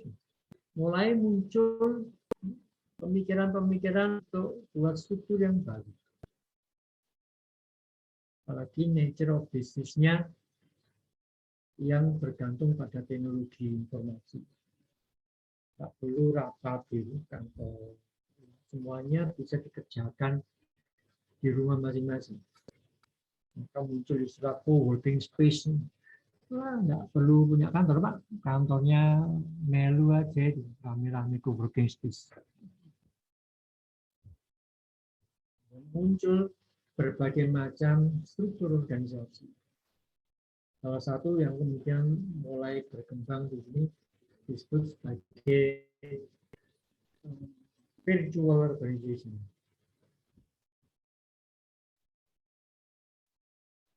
Ini isinya orang yang bekerja sama-sama, tidak terkoneksi dalam struktur secara resmi, tapi punya network. Saya kemudian bikin proyek kerjasama teman saya, ada yang di Surabaya, dari Jakarta, dari Semarang, semuanya yang bergabung dari PDW. Maka disebut sebagai non-hierarchical. Ini sudah berkembang. Dulu di startup berbasis teknologi itu pakai virtual organization. Rasio gede jadi unicorn, nggak gede-gede sekarang ya Gojek gitu ya, dia punya struktur organisasi, tapi jadi sangat lean. Ya, muncul network structure, nggak ada fungsi-fungsi penting utama, sudah mulai kehilangan peran. Tadi yang kita sebut bahwa struktur itu, kalau network ya tinggal kita punya headquarter, kemudian hubungannya dengan supplier, hubungannya dengan distributor, sudah. Network structure inilah yang kemudian sekarang ini kalau Anda mulai akan dipakai pada bisnis-bisnis digital banking. Salah satu semuanya dilakukan secara digital. Maksudnya digital apa? Tidak perlu datang, buka rekening nggak perlu ke bank. Dulu kan buka rekening ke bank, untuk rekening nggak perlu ke bank. Untuk administrasi nggak perlu lah.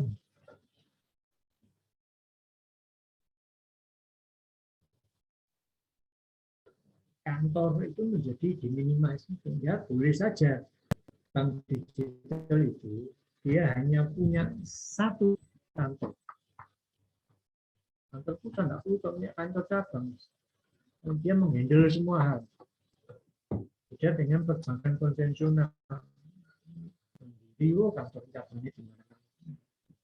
Dia berdiri sendiri, semua urusan dengan distributor, dengan supplier, segala macam promosi dia handle di satu tempat itu aja. Kemudian yang lain diserahin kemana-mana, keluar juga dia tidak mengisi sendiri. Nggak amati pola yang terjadi. Jadi kalau kita ambil contoh ruang guru itu, semuanya dengan urusan luar. Saya tidak punya orang sendiri. Itu saya very lean di dalamnya. Itu konsep struktur yang kemudian itu. Nah, isu yang lain lagi yang kerap kali kemudian penting di dalam implementasi strategi supaya dia bisa berjalan berfungsi dengan baik adalah bagaimana kita meredesain bisnis proses. Ini disebut sebagai re-engineering. Re-engineering itu bagaimana redesigning bisnis proses supaya kita menjadi makin efisien, memberikan servis yang lebih bagus, save time. Sehingga muncul yang namanya turnaround strategi. Ubah strategi kita. Cari bisnis proses yang baik, bikin SOP yang bagus, gitu kan. Berubah dibandingkan SOP yang lama. Maka pada saat implementasi, ingat di depan tadi, salah satu aspeknya, kemudian kita bicara masalah bagaimana dengan set of standard dan procedures SOP. Karena tanpa SOP yang jelas, program tidak bisa berjalan, cuma jadi strategi, tidak akan lari kemana-mana. Program ya tetap begitu-begitu saja. Tak perlu kemudian kita melakukan berbagai macam aktivitas yang fokusnya pada outcomes-nya, bukan pada pekerjaan yang harus dilakukan. Bagaimana proses itu dijalankan untuk melaksanakan, untuk mendapatkan output ini, proses apa yang kemudian harus dikerjakan. Itu fokus kita pada saat kita bicara masalah re-engineering. Aspek apa lagi yang kemudian penting pada saat kita ngomong implementasi itu? Selain bicara re-engineering in terms of business process, bicara SOP, segala macam, maka kita bicara masalah job design-nya. Job design itu kita bicara masalah bagaimana individual orang ini, individual task ini. Kita pelajari bagaimana orang hingga dia relevan buat perusahaan. Itu butuh desain, karena dari job design ini akan muncul jenis pekerjaan yang harus dikerjakan. Isu lain lagi dalam konteks implementasi strategi adalah apakah pekerjaan yang ada saat ini bisa kemudian di-enlarge.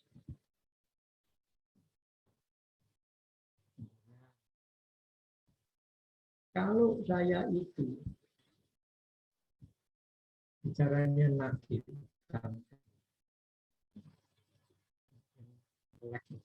maka apakah berarti saya harus kemudian menambahkan pekerjaan yang lain? Itu cuma natif kok, kalau gampang kan nyatet itu jauh enlargement. Tambahi jenis pekerjaan, tambahi macam-macam.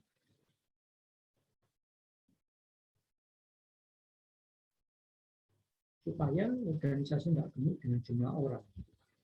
Kalau kita punya kelompok orang yang very specialist, maka akan muncul konflik koordinasi. Tapi begitu kita bisa mengenlarge, maka potensi konflik itu juga berkurang. Orang punya kompetensi yang makin beragam.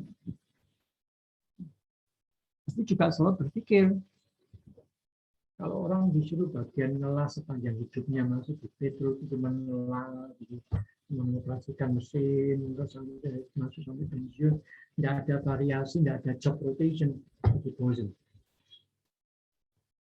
pada saat itulah orang mulai kehilangan produktivitasnya. Semangatnya turun, segala macam itu mulai berkurang.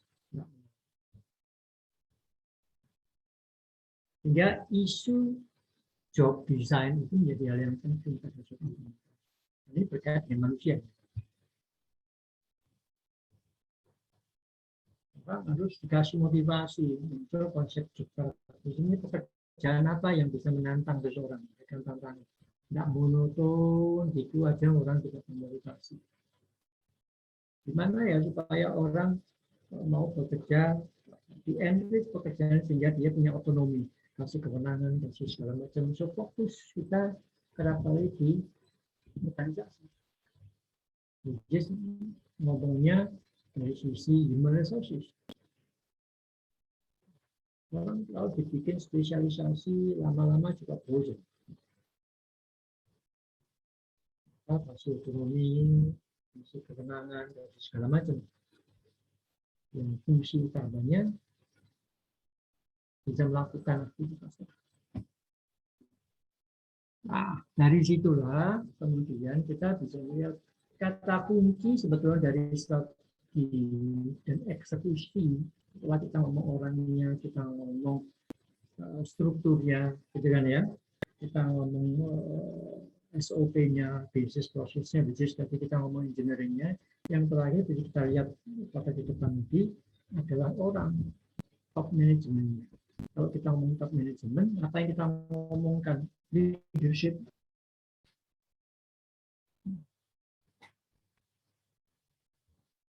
Kalau kita ngomong antara strategi yang kita punya, formulasi dengan input, muncul yang namanya eksekusi. Kan ada eksekusi ya. Nah kalau eksekusi, maka ada 4 hal yang kemudian menyebabkan dia bisa jalan atau dia tidak bisa jalan. Skill dan kompetensi tadi sudah kita singgung.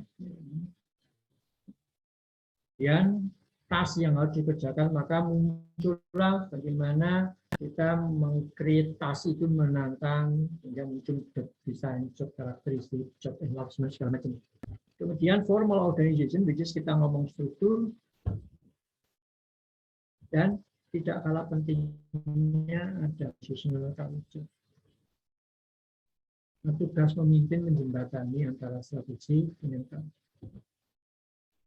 Kalau itu tidak klop, di eksekusinya muncul gap, which is performance of opportunity gap. Performance itu berarti kinerjanya tidak sesuai. Targetnya bedanya 5 miliar cuma tercapai 3 miliar.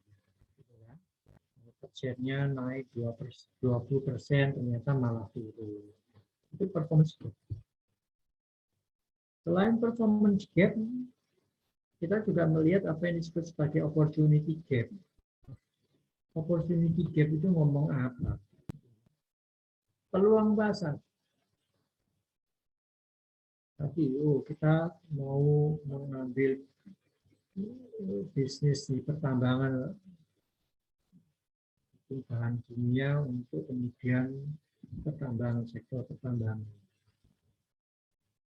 Itu opportunity ke depan.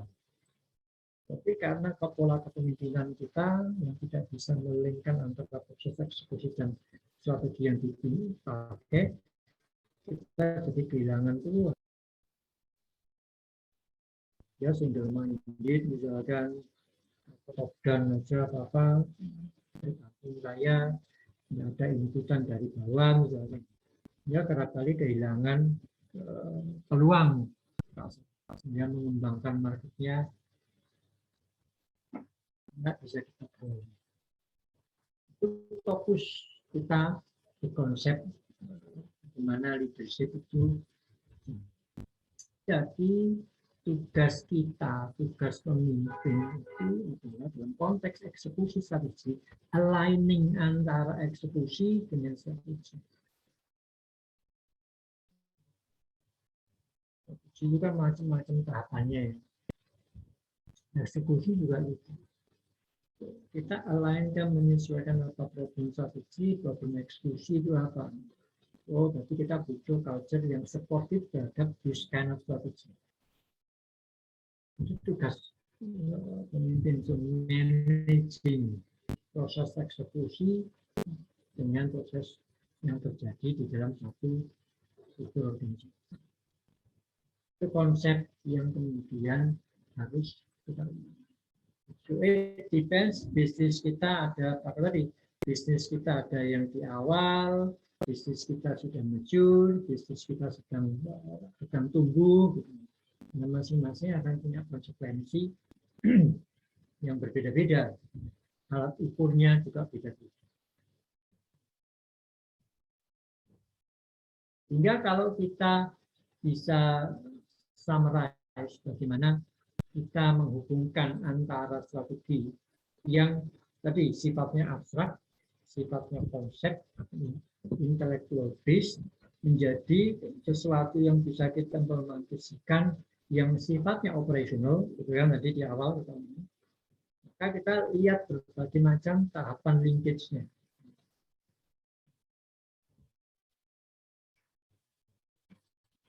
Ini linkage yang kemudian kita develop bagaimana menghubungkan.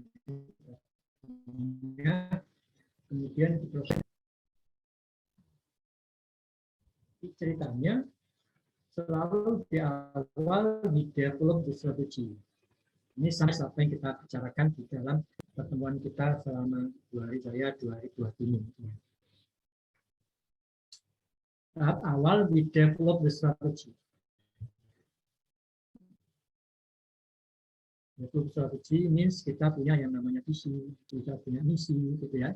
Mungkin kita punya value dari organisasi, tidak mungkin kita tidak punya visi dan misi. Kita bicara misi itu apa, visi itu apa. We do strategic analysis. Apa sih strategic analysis itu? Ya, tadi kita bikin SWOT analisis, external analysis, internal analysis, bikin matrix, macam-macam, ketemu. And then strateginya apa? Ya, kita bicara strategi. Itu bagian dari strategi development. Nah, strategi ini kemudian turun dalam bentuk business unit. Itu kan korporasinya. Perusahaan mau ngapain? Nah, muncullah kemudian business unit. Bikin masing-masing bisnisnya. Sendiri, pupuk ini sendiri, pupuk NPK sendiri, pupuk urea sendiri, macam-macam. Organize along jenis pupuk.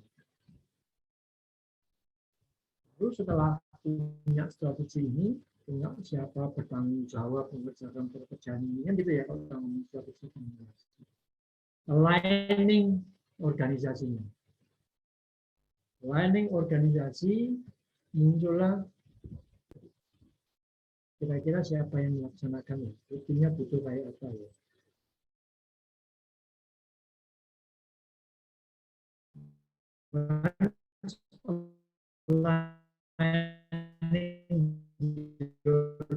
Kan strateginya akan mungkin jalan, program tidak akan mungkin jalan kalau tidak punya budget. Budgetnya kayak apa? Gimana improvement terhadap semua aktivitas? Lalu kemudian eksekusi, kemudian monitor, learn, test, dan adapt. Terus muternya kayak gitu skenario. Semua ini link 1, 2, 3, 4, 5, 6 tadi itu dalam kerangka yang namanya strategic plan. Maka dalam korporasi kita punya 2 macam plan. Yang namanya strategic plan, which is level korporasinya. Akhirnya muncul yang namanya strategi map, muncul yang namanya subtext, muncul yang namanya balance scope ya. Alat untuk menyusun strategi plan juga. Nah, strategi plan ini kemudian dioperasionalkan dalam bentuk operational plan. Di tahunan, masing-masing fungsi, masing-masing punya dashboardnya. KPI-nya masing-masing punya, itu kan operasionalnya. Saya ngapain, kemudian targetnya apa, kalau sales forecast-nya kayak begini, saya butuh resource-nya kayak begini, berapa anggaran yang saya keluarkan, itu operational plan. Ada link antara strategic plan dengan operational plan, kemudian proses eksekusi di jalan. Proses eksekusi bicara siapa yang mengerjakan, bagaimana prosesnya, bagaimana inisiatifnya, kayak apa, segala macam. Strategic inisiatifnya itu kalau kita ngomong dalam scorecard ini. Masing-masing kemudian punya ukuran dievaluasi, ternyata muncul konsep performance measures, review strateginya, review operationnya. Maka kalau kita bikin strategic plan, ya, 2021-2026, 5 years plan, maka kerap kali kemudian kita lakukan review plan itu. Tahun depan 2020 kita review lagi strategic plan itu. Karena ada kondisi yang berubah, ada informasi yang berubah, ada asumsi yang berubah, mau nggak mau kita harus berubah. Karena urusannya dengan target. Kita bikin strategic plan tahun 2022 besok, kemudian saya seperti apa ya? Kalau asumsinya tidak relevan lagi karena kondisi ekonomi berubah, lingkungannya berubah, bisa lebih gede, bisa lebih kecil gitu kan dampaknya pada hasil sudah. Nanti saya ada proses review, itu muncul proses monitor and learn, test and gap. Secara probabilitas kemungkinan terjadi. Maka pada saat kita bikin strategic plan, pertanyaannya selalu ajukan ini, berapa probabilitas bahwa strategi plan hasil yang kemudian muncul di target-target setiap tahunnya tadi tercapai. Pesimis, moderat, optimis itu ya. Kalau kita bikin skenario strategic plan itu dalam bentuk probabilitas dari 0 sampai 100%. Makin kita pesimis dengan apa yang kita buat, makin besar pula kita akan review kembali 1, 2, 3, 4, 5, 6 balik lagi. Itu jadi asumsinya, kemudian terus menerus. Maka dikatakan ini jadi problem. Dulu di awal kita bikin strategi macam-macam, pada suatu momen nggak satu, maka kerap kali muncul kegagalan. Itu sebabnya dikatakan dalam banyak survei, strategi itu pada tahap implementasi, 70% itu tidak mencapai standar, tidak mencapai target yang diinginkan. 70% jumlah yang gede. Sisanya 30% itu fail. 30% itu kan nggak gede. Siapa bilang 30% ini jumlah yang gede dari satu strategi. Karena problem macam-macam tadi loh, list problem 10 macam problem yang kemudian terjadi pada saat kita punya strategi dan pada saat kita implementasikan. Dynamic adalah muncul pada saat bagaimana kita meng-align-kan antara strategi yang kita punya dan dengan implementasi. Once kita bisa meng-align-kan, maka diharapkan proses implementasi berjalan jauh lebih smooth. Kalau lingkungannya berubah, marketnya berubah, ya, maka otomatis strateginya berubah. Nanti strukturnya juga akan berubah. Leadership skill-nya pun juga dituntut berubah. Jangan ngomong skill-nya, style dulu. Leadership style-nya juga akan berubah. Kondisi pasar yang stable dengan pasar yang very turbulent itu membutuhkan gaya kepemimpinan yang juga. Nah, itulah yang bisa kita bicarakan dalam topik yang kita pelajari. Very short ini untuk menjelaskan bagaimana environment muncul yang proses formulasi terjadi dan bagaimana mengeksekusi satu-satu problem yang muncul pada saat eksekusi. SDM, struktur, leadership, proses, bisnis proses yang juga harus kita waspadai pada saat kita melakukan implementasi. Baik, ada yang mau ditanyakan?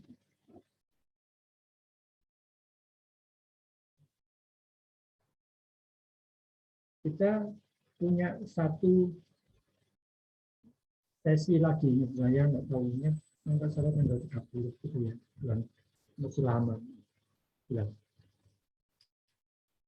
Imersif terhadap saya tidak memberikan tugas dari perusahaan Anda membuat strateginya.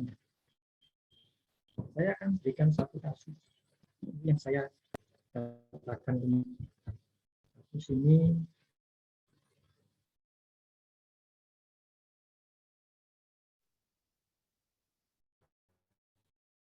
bicara tentang bisnisnya Komatsu. Anda tahu Komatsu ya?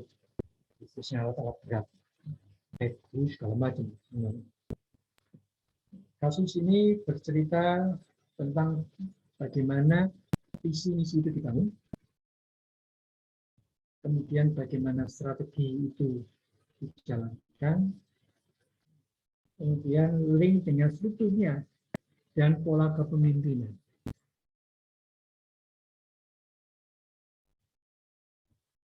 Akan dalam kasus itu akan diceritakan era kepemimpinan yang berbeda-beda. Awalnya macam-macam, ada 4 bos yang kemudian menangani. Saya akan bagikan besok aja ya. Di waktu saya kira ini lain teman-teman dia dari BPMP kira-kira kurang 2 minggu itu akan dikirim undang saya kira lalu. Baca kasusnya, setelah itu dianalisis, kaitkan dengan konsep strategi yang kita punya. Yang ngapain sih? Strateginya benar atau salah ya? Bahwa strategi itu akan di-drive dari visi dan misi kan gitu ya, kalau kita ngomong strategi ini. Visi misinya apa ya perusahaan ini, dari arah kepemimpinan yang beda-beda, visi itu bisa berubah-ubah. Ingat, visi itu kan bicara masalah masa depan kita, mimpi kita ke depan. Kalau mimpinya kecapek, ganti mimpi lain. Gitu kan? Kalau mimpinya nggak kecapek, ya apakah sudah bermimpi terus saja? Saya mimpi jadi dokter, tak jadi dokter. Apakah terus mimpi ingin jadi dokter terus sampai tua gitu? Enggak. Oh ya harus jadi dokter. Ganti aja mimpinya. Fungsi, kayak cuma ganti apa lagi? Cara mencapainya, which is strategi. Nah itu yang akan kita diskusikan. Tolong dibaca, tolong dianalisis. Saya pasti akan tanya pada setiap peserta yang ikut di dalam kelas ini. Nggak bisa lari. Jangan nanti pada saat kita ketemu, Anda ngomong saya belum baca, kan? Saya nggak tahu jawabannya. Nah, ini kan sekolah, ya. Ini kan makan disebut mini MBA. Biasanya saya mulai awal sampai kemarin, harusnya saya langsung ke kasus. Kalau saya kasih kasus, mungkin ada baca nggak dibaca, nggak akan berdiskusi. Ini saya berikan overview materi ini, saya kasih kasusnya, selesaikan kasusnya, kita berikan pasti akan jawabannya. Jadi tolong, ada alasan tidak siap, ada alasan belum baca, itu ini akhir tahun ya Pak, itu enggak menjawab di kongkong sekolahnya kan disuruh sekolah, kursus lah, training. Ya, sehingga Anda punya wawasan, cukup pemahaman, oh bagaimana yang sebaiknya diimplementasikan, apa dampaknya kalau kondisinya begini, strateginya seperti ini, keberhasilannya kayak begini loh. So link antara strategi ke operasinya juga akan jalan, lebih akan mudah Anda pahami. Jadi kasusnya namanya Komatsu, Project G Go Global. Itu dulu kasusnya. Kira-kira 2 mingguan lah nanti Anda punya waktu untuk baca. Baik, ada lagi?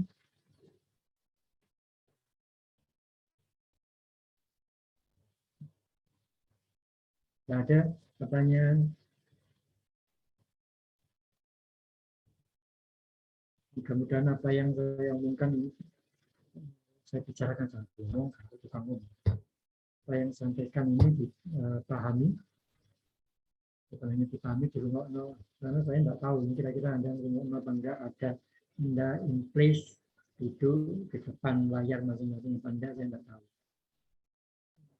Seperti yang saya minta kemarin sebetulnya on cam hari ini cuma satu, bolak-balik ketemu sama saya Panji. Ada cuma muncul kelas. Pada saat minggu terakhir kita ketemu, no excuse, no option, whenever excuse, Anda punya, saya minta on cam semua. Tidak ada satupun yang tidak on cam. Ya. Banyak cuma kedengaran suaranya, atau tidak ada suaranya menengah. Itu ya. Baik, saya akhiri pertemuan kita pada sore hari ini. Terima kasih. Dan kita sudah bergabung mendengarkan selama 2 hari terakhir. Masih ada satu pekerjaan yang harus Anda pekerjakan, harus dikerjakan yang Anda akan diskusikan dengan saya di pertemuan kita berikutnya. Selamat sore semuanya. Assalamualaikum warahmatullahi wabarakatuh. Anda boleh meninggalkan ruangan. Saya juga akan meninggalkan ruangan. Terima kasih semuanya. Terima kasih Pak. Terima kasih Pak Sri.